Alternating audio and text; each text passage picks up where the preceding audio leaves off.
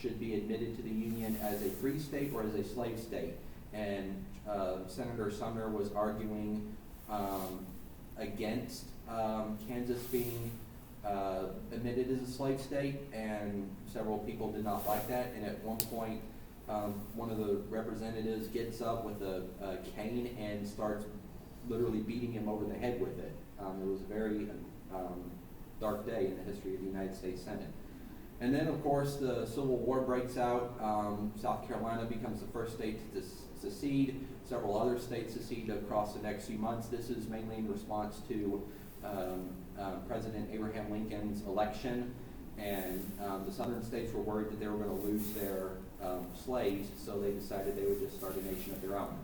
And then after the Civil War ends, the 13th, 14th, and 15th Amendments are passed, abolishing slavery and giving rights to freed African American slaves.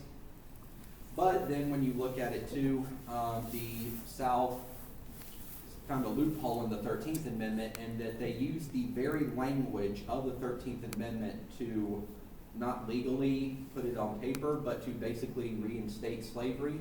Because when you look at the 13th Amendment, one excerpt from it says, "Neither slavery nor involuntary servitude except as a punishment for crime."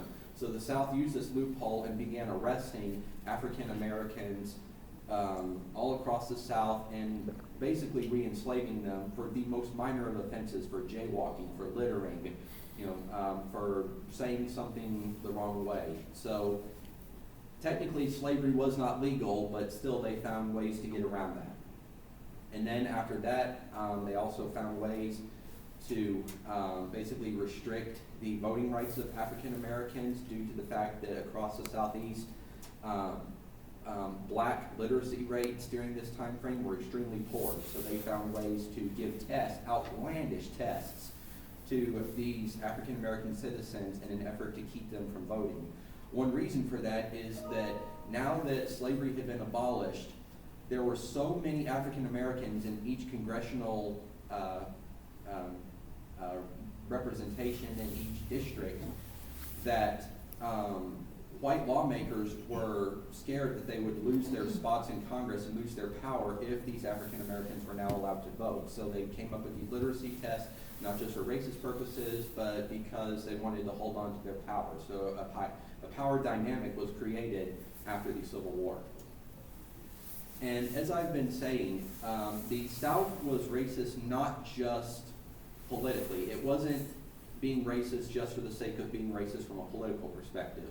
Economically, before the Civil War, the South produced 60% of the world's cotton supply. Cotton was the biggest export of the South, and along with other crops, obviously, but cotton was the biggest one for the South. It is what kept the Southern economy going.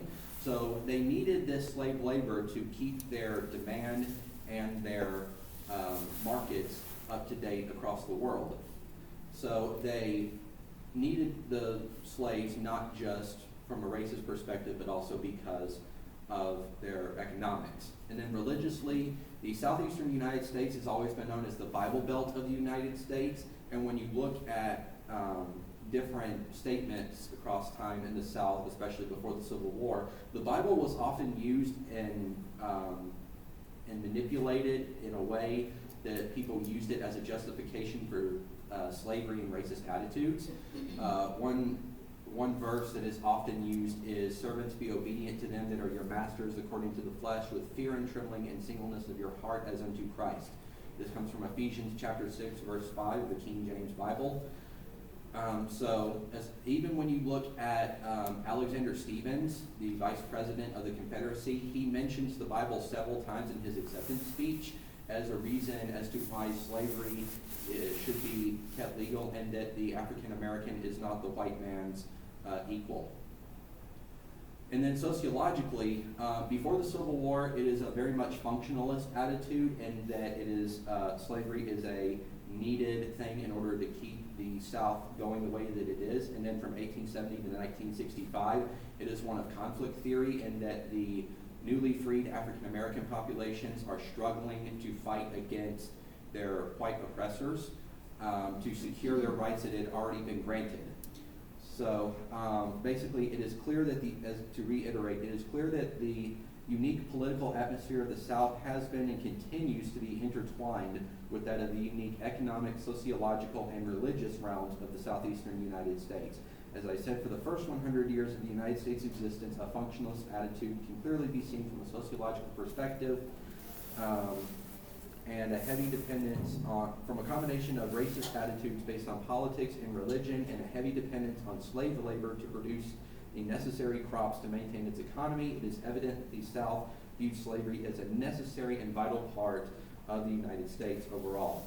And then from 1870 to 1965, the scenario switched from a functionalist attitude to one of conflict between races, with white lawmakers battling to find new ways to deny black citizens the rights guaranteed to them under the new amendments of the Constitution. However, as the civil rights era came to an end, it is clear that the battle for equality did not end as in today's times. The battle has now switched from not necessarily civil rights, but from a perspective of basically it is the, let me fix that back here. As the civil rights movement came to an end and black citizens saw their rights cemented into law, the conflict between white and black America, especially in the Southeast, continued by expanding to the question of police equality, the distribution of resources, and the question of reparations. So overall, to wrap up, basically when you look at before the Revolutionary War, especially to 1865, a 4-3-2-1 model of pro-slavery racism is what I think developed, in that the pro-slavery attitudes were 40% politically driven, 30% economically driven, 20% sociologically driven, and 10% religiously driven. Because of the reasons I've already stated, this accumulated the overall manifestation of racial hatred and pro-slavery attitudes. So, again, I am not by any means defending any of the actions that the South has taken over time. I fully condemn all of the racist attitudes and behaviors that the South has conducted, but this just gives a perspective as to why the South behaved the way that it did, especially from the Revolutionary War to the Civil Rights era. So thank you guys for listening. Are there questions for our speaker? Yes. What led you to this research? What is your interest? So I wanted to look at something that was,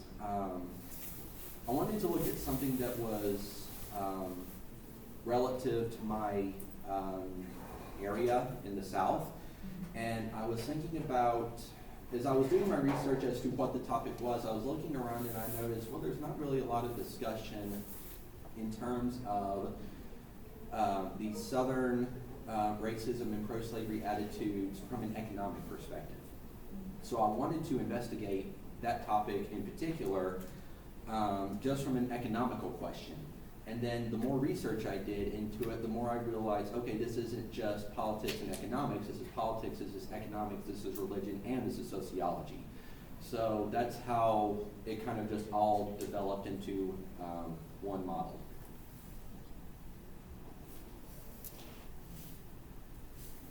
All right, let's thank our speaker again.